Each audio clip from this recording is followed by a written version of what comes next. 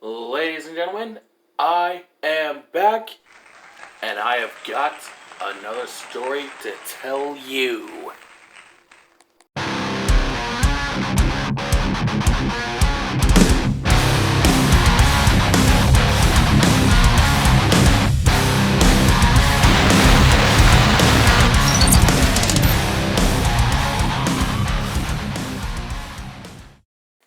Hey there guys, Axel Stanley here, and of course, welcome back.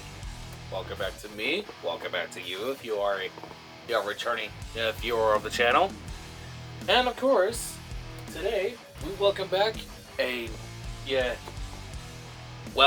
telling what ifs, I suppose. And I'll definitely admit, I've been gone a lot longer than I probably should have been. Granted, I did not have a what if story brewing in the brain. As a matter of fact, I've had so many different choices of what if stories to go off of.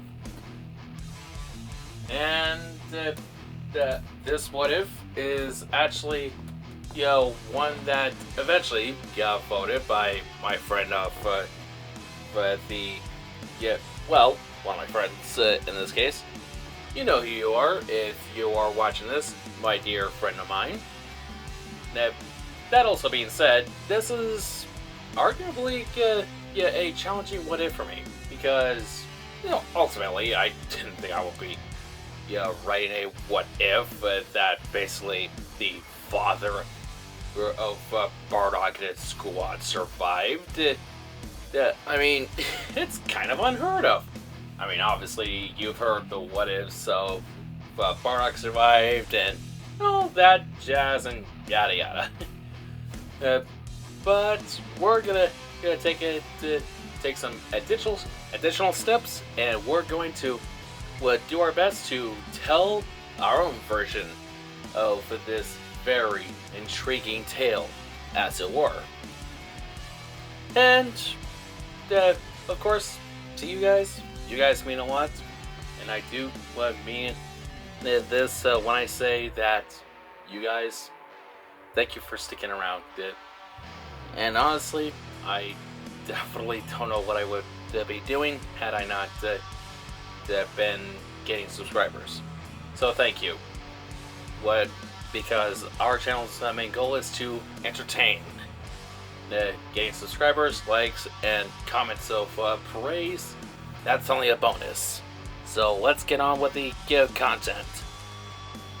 Now, first is first, I think it should be also fair to tell you who the members of Bardock's squad are, just so you guys can have a better idea on the size of this team of saiyans and so on.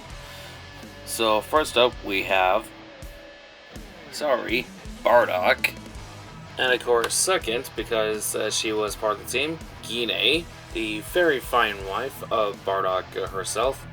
And of course, it should also be worth mentioning that there's also Tora, the big second in command of Bardock's squad, if anything. And the other goes as follows, followed up with Fasha, the not only other female Saiyan of the squad, but also probably the most ruthless and skilled fighter out of the other groups. Members of the squad, to be exact. And of course, the strong silent type, Orgos, who is probably so deadly he'll make you wet yourself because of how strong he probably is. And of course, there's Big Boy Sugesh. Sorry if I butchered that name, but he's still ruthless and skilled, and has a good sense of honor. And of course, just for cripes and giggles, we're gonna add the two Saiyans that are barely did much in the Dragon Ball Minus some manga / probably movie, and add them to the mix, which are Lee and Taro. Again, not much known, but, never hurts to have a couple more Saiyans in the mix. And of course, for those who are just listening and not watching the video, I will definitely try my best to tell them apart by voices, but, if you are curious on who is saying what, you might want to at least pick up the take a look at the screen video to see who's speaking and whatnot. Although there are going to be some that are too distinct, so to speak. So with that being said, let's get into the story. Our story begins with Bardock, and that he is only just then coming back to being conscious after having his visions, as it were. And unlike last time, where his crew suddenly went out to Planet Meat when they were suddenly called to do so, they actually stick behind and hang with Bardock until he wakes up. Heck, even his wife Gine and his eldest son are there to see him, at least for when he wakes up, of course. Obviously, his crewmates and family are happy to see him alive, but they can definitely tell that he basically woke up in a cold sweat. Probably thinking that he came out of some horrible nightmare of a sort. His teammates reassure him that he's definitely back down to reality, and so to speak. However, that doesn't stop Bardock for coming to the realization that he might have had a feeling that what he saw, those visions that he got from that strange alien, those were probably visions, because to Bardock, they felt real. Bardock would tell his squad and family of what he saw, which is basically the destruction of his squad on planet Meat, or some other planet, who knows. And it would be in the hands of Dodoria, no less. All because his squad was assigned to go there. Which is a good thing for Bardock in his case, that he manages to get a hold of them first before they took off. But the worst would be yet to come, as if their planet Vegeta, would be destroyed by the hand of Frieza. His cell commander, Tora,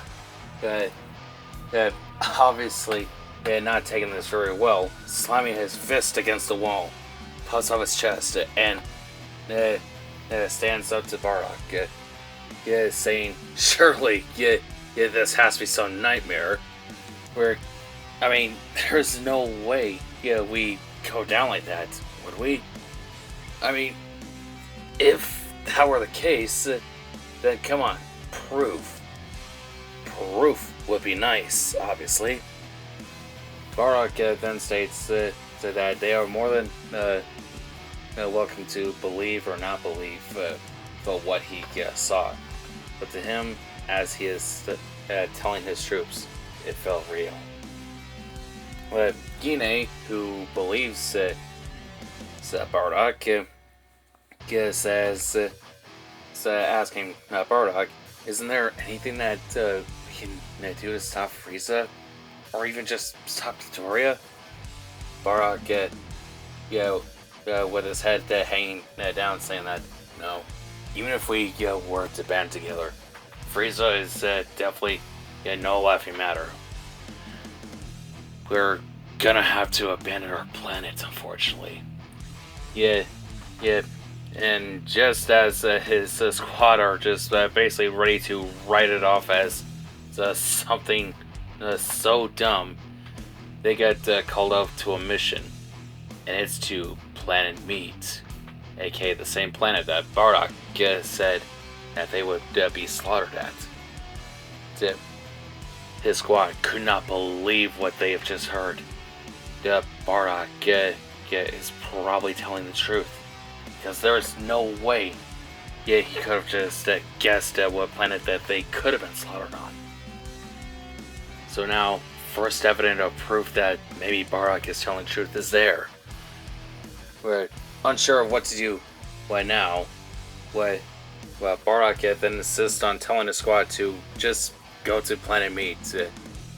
If it's If it's an assassination that Dodoria wants to will unleash upon them, then an assassination they will get.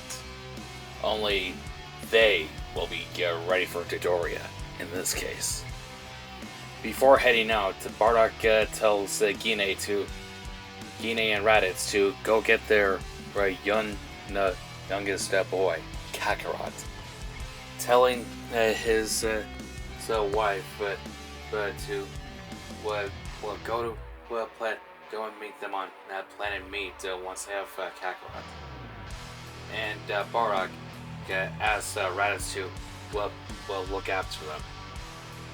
Be a strong boy and protect his young brother and mother if they need to. Raditz, who is unsure of this, if he's able to do such a thing. I mean, he basically bailed on his mission because he was concerned about his father. But this sounded bigger. But ultimately, Raditz, knowing that his father would want him to do this regardless, Raditz tells his father that he will protect his youngest brother and mother at all costs. But Raditz then asks, isn't Dodoria one of the strongest fighters in Frieza's rankings? Bardock then reassures Raditz that they will do their best to plan around Dodoria and his men once they reach Planet Meat. And with that being said, Gine goes out to find their youngest son. Bardock and squad, they fly off to Planet Meat to do their mission. Then, they get to Planet. Once they get to Planet Meat, they strategize and plan to use every hiding spot that they can use to stealthily take down Dodoria's men. While his squad may not like the idea of using stealth to eliminate Dodoria's men, as they would prefer to take things head on, Bardock states that this is probably the only way we're gonna successfully destroy Dodoria's men without killing themselves, to their full knowledge. That being said, though, when Dodoria arrives on Planet Meat, him and his men start looking around, and they see that Planet Meat's civilization, it's still undestroyed. Which is kind of weird because the Saiyans, they should have been on this planet, right? I mean, they should have destroyed it by now.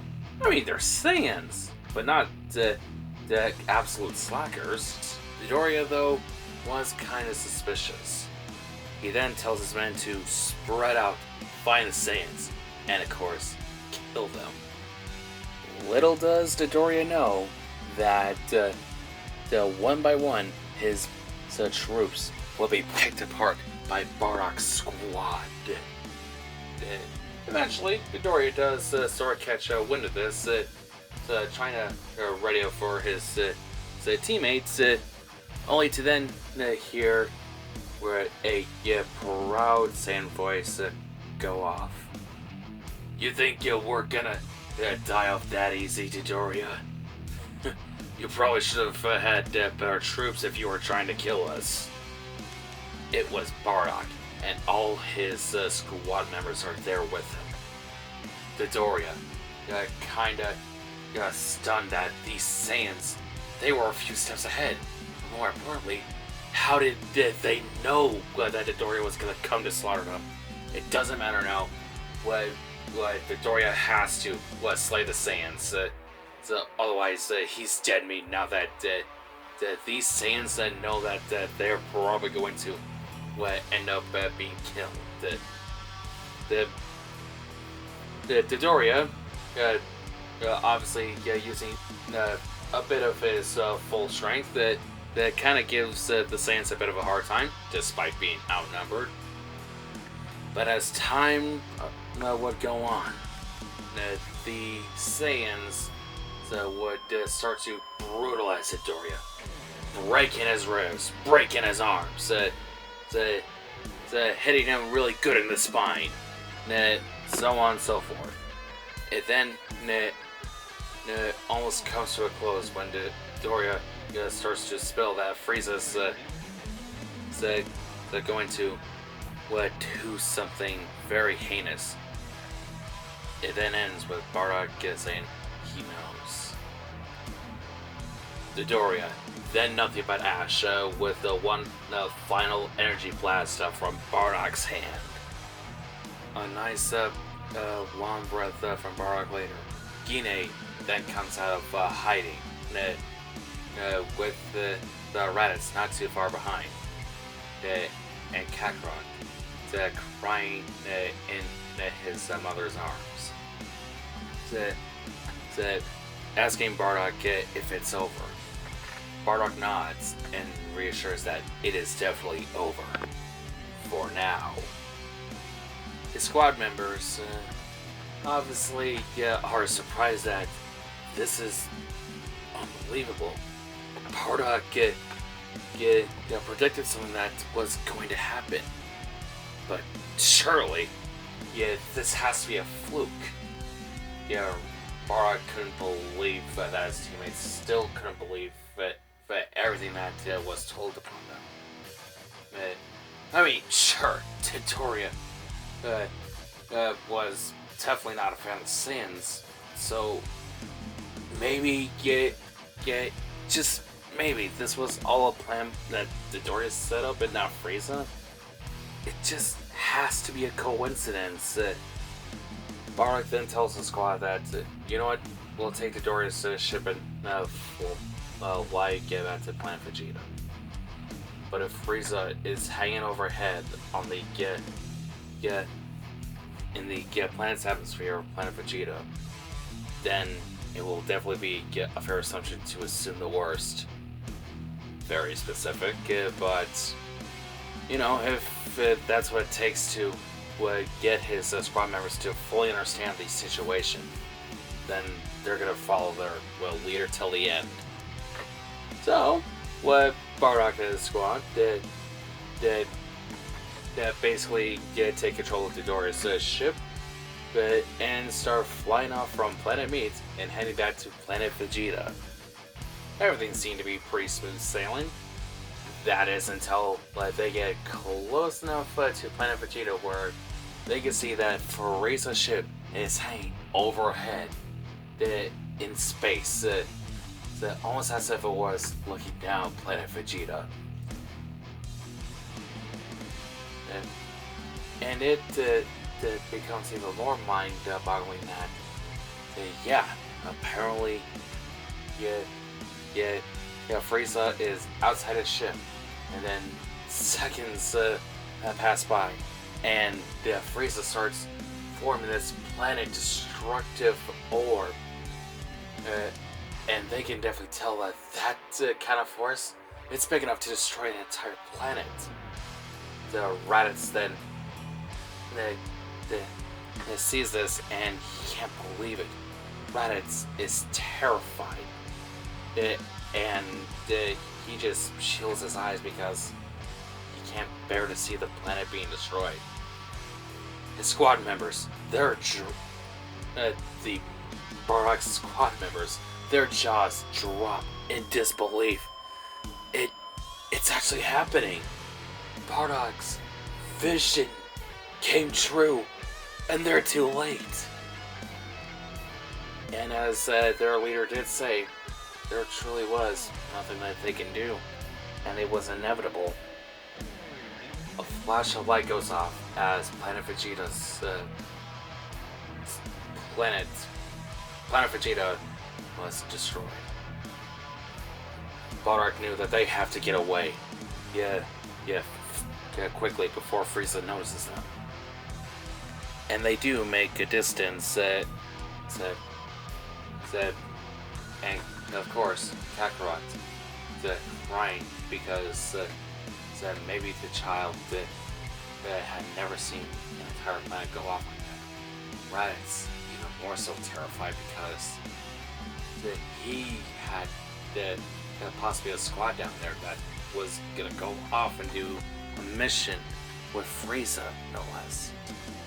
Bardock reassurance the squad that once they make a good enough distance away from Frieza's empire, they will do whatever they can to regroup and get their revenge.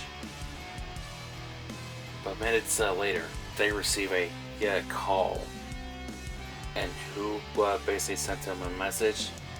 Oh, the remaining Saiyan spines run chill when they hear who it is.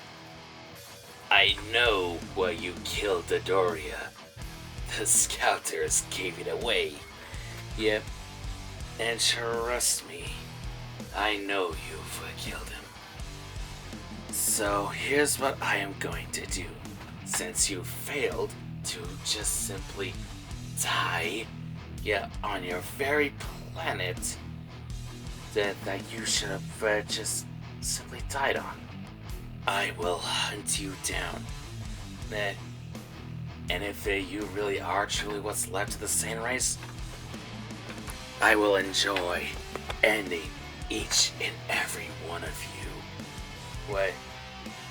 And trust me, if there are children aboard that ship of yours, I will make them watch.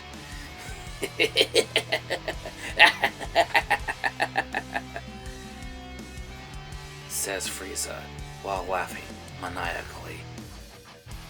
Of course, scaring everyone on that ship. Knowing that now, they are on the run. And may be on the run for a good long time. And that is where we are going to leave things off for now. So what do you guys think? Are you intrigued by how well we have begun the story? And the fact that now our remaining Saiyans are on the run, so to speak? Heck, we're definitely going to be opening up more doors for a space journey, as it were. And of course, what planets do you think our Saiyans will definitely go to, so to speak? Since, well, they are going to have to go to planet if they want to avoid Frieza and his empire in its entirety. And I hope you guys are definitely going to enjoy this new story / adventure that we are definitely going to be going on as we follow Bardock and his squad to further space, possibly beyond. Also, do bear in mind, just because I'm back doesn't mean I have a precise upload schedule. Just make sure you have the notification bell on for whenever I post the next part, so to speak. Seriously, I am really excited to continue with the story now that I got the ball rolling. That being said though, hit the like button if you like the content, comment your thoughts down below, subscribe if you haven't, hit the notification bell to stay updated, and of course, share the content with your friends. And I hope you will stick around for this new journey. See you guys!